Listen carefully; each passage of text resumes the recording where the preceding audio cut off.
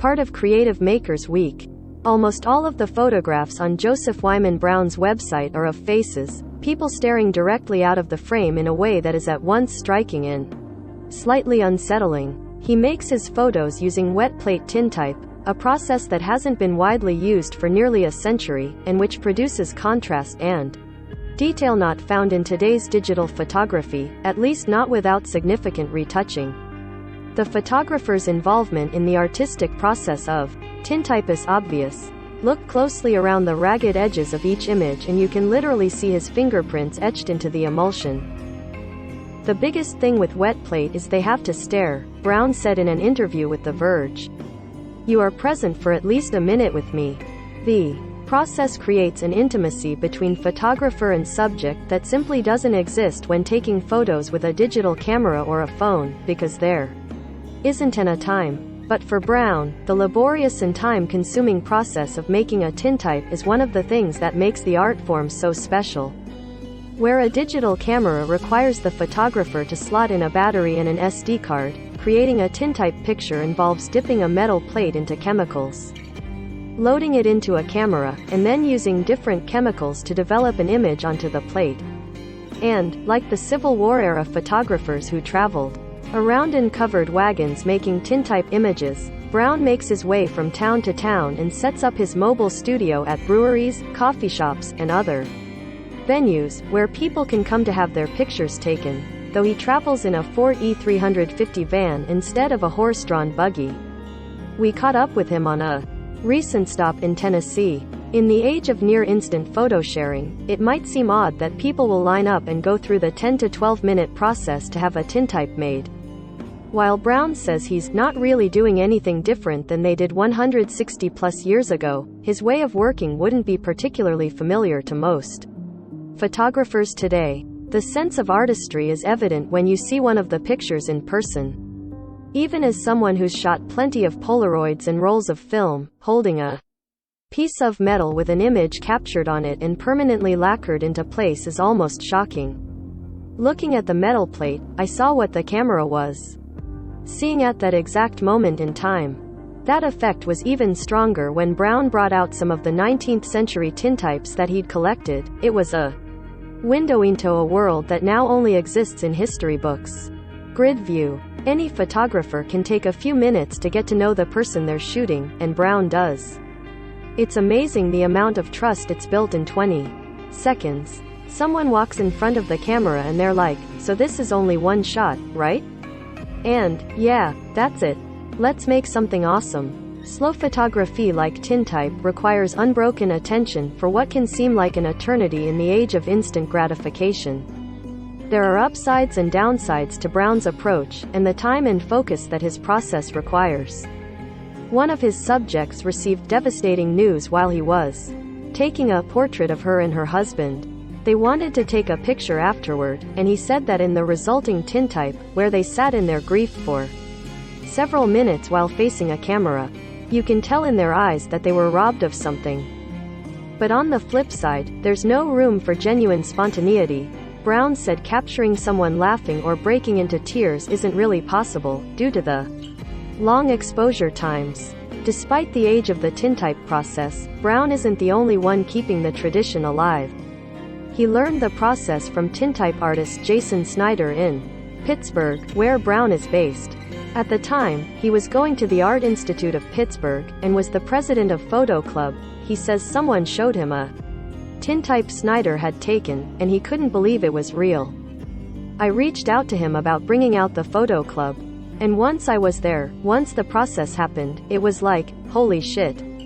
How can I be here every other day? He said. And Jason was incredible. The guy is generous and kind. It's like anytime he needed me or wanted me, or if I wanted to be at the studio, could be. I never really asked questions. I was just at the studio every other day and I watched him do the process. He shared some resources with me. Any questions I ever asked, he just told me. Brown took his first tintype picture on June 29, 2013. He remembers the precise date, a photo of his friend. He told me about John Coffer, who for decades has been running a camp in Dundee, New York, where he teaches people about the tintype process. There's also an educational nonprofit in New York that has a tintype studio, and a few contemporary photographers have used the process to take pictures of things like celebrities and war. Tintype is just one of many older art forms that artists are keeping alive in the digital age. Vinyl records have been making a comeback, and some photographers have started dabbling with 35mm or medium format film after its sharp decline in the early 2000s.